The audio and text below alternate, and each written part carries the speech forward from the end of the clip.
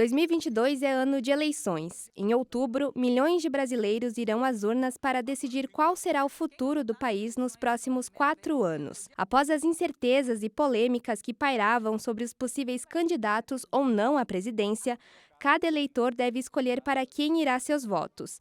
Será necessário selecionar presidente, governador, senador e deputados federal e estadual. No Brasil, o voto se torna obrigatório a partir dos 18 anos até os 70 anos. De acordo com o Tribunal Superior Eleitoral, nas eleições municipais de 2020, a participação de adolescentes entre 16 e 17 anos foi a menor dos últimos 30 anos no Brasil.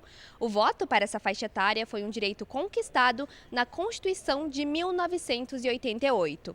Para compreendermos um pouco sobre esse cenário, é importante olharmos para trás na história. A participação dos jovens tem muito a ver com a democracia.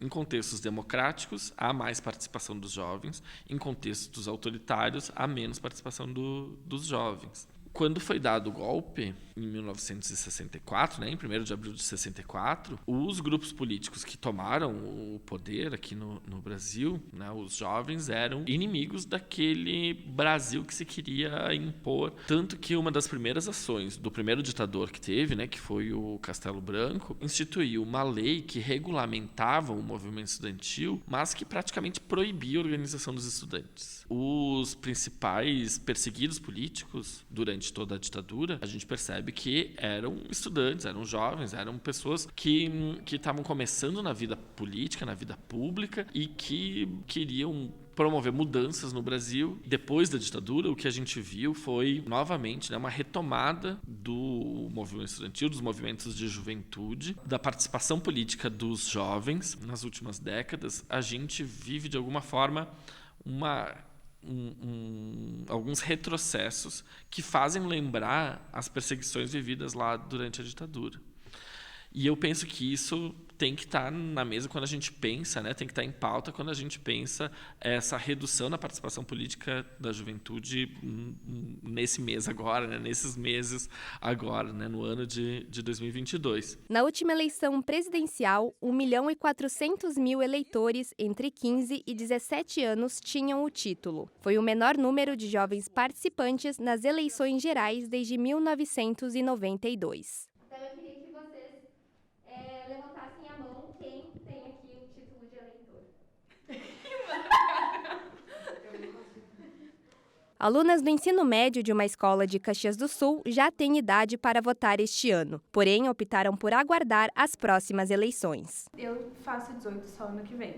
E só daqui a um tempo as eleições que eu vou ser obrigada a votar. Os meus pais me incentivaram também, eles falaram que é uma coisa legal, mas eu não tenho opinião política formada. Mas eu também acabei deixando o prazo passar, que eu realmente ia fazer de última, mas eu acabei deixando. O cientista João Pires Lucas explica que, na verdade, o que ocorre não é a baixa participação do jovem na política, mas os meios de manifestação desses grupos que ganharam novas formas. Tivemos até a colaboração de youtubers, influencers lá fazendo propaganda e astros internacionais, dizendo para os jovens se alistarem. Isso surtiu efeito, ou seja, se medidas como essa surtem efeitos, significa que não havia assim, uma predisposição contrária. Às vezes faz parte, eu diria.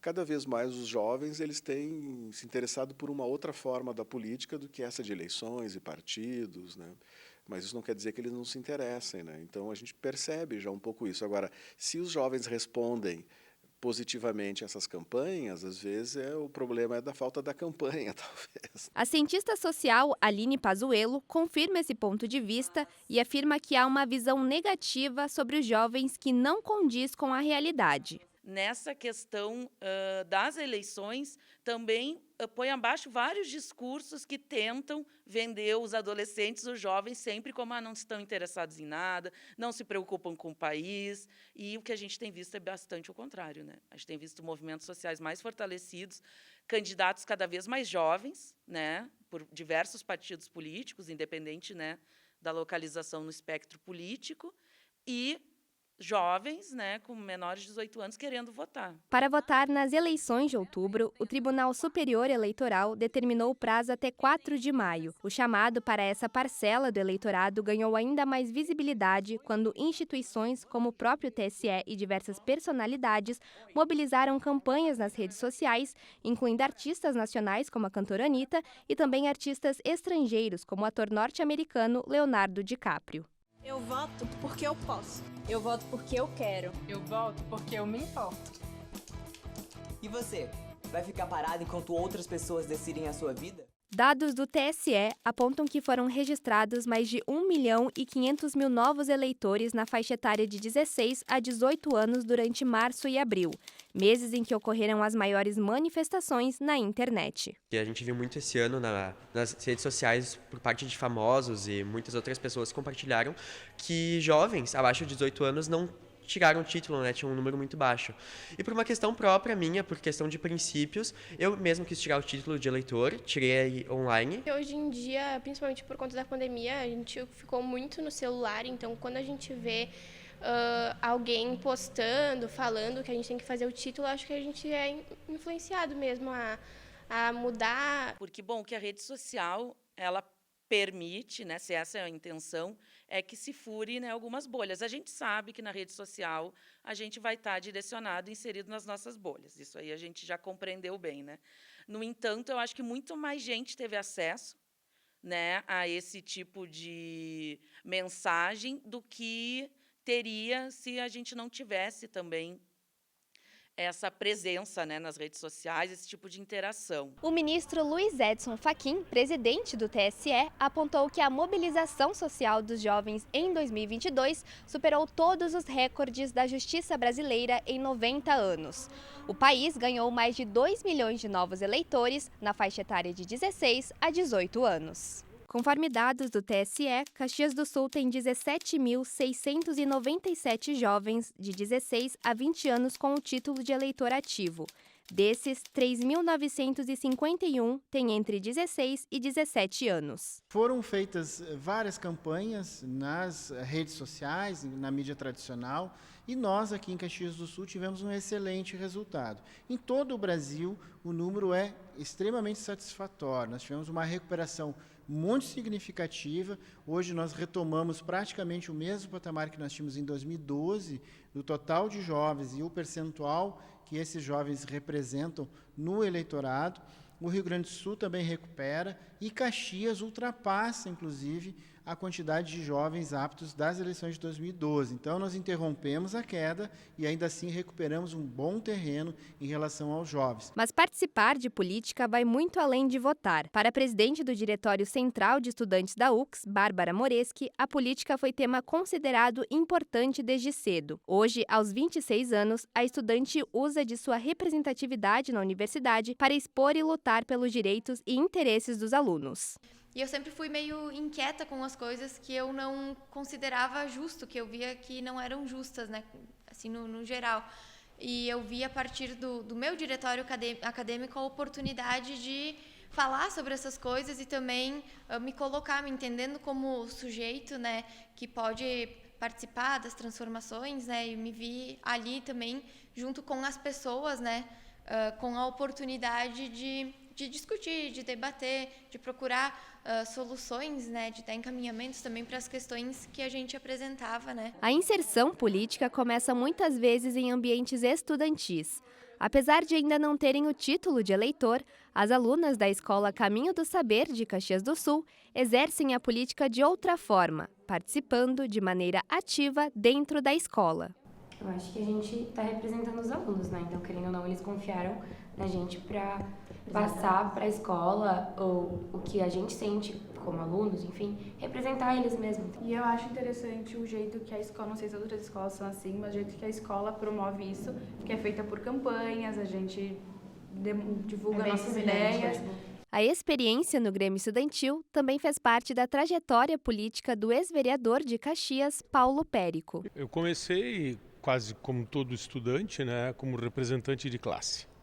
A gente começa como representante de classe e começa a participar dos conselhos de classe dentro da escola. e que esses conselhos levam as questões para os grêmios estudantis. Então isso lá no La Salle, quando eu estava lá no 6º ano, ainda, na antiga 6ª série primária ainda, eu já era representante de classe. Aí lá nós só tínhamos até o ensino fundamental, hoje. Nós não tínhamos de 2º grau na época, no La Salle. Então eu fui inclusive candidato a presidente do diretório do Grêmio Estudantil do La Salle, não ganhei, mas fui convidado para depois ser então lá diretor de esportes. Então já no último ano do Colégio La Salle, eu já participei então do Grêmio Estudantil. Essas experiências mostram que fazer política não é apenas sobre voto, mas a forma como cada pessoa exerce a sua cidadania. Votar é uma parte mínima, né, de todo o tipo, né, da diversidade de espaços de participação que a gente tem. Então, de fato, o nosso amadurecimento enquanto democracia, ele passa por uma maior responsabilização de cada cidadão, de cada cidadã, dos mais jovens, né, e independente os jovens que já têm o título ou não, né, os jovens, as crianças também, né, não responsabilizando as crianças, mas elas aprendendo nas famílias e nas escolas que sim, a sua opinião, a sua participação é importante. Isso que vai fazer com que a gente tenha uma democracia muito mais amadurecida, né? A primeira etapa já foi cumprida.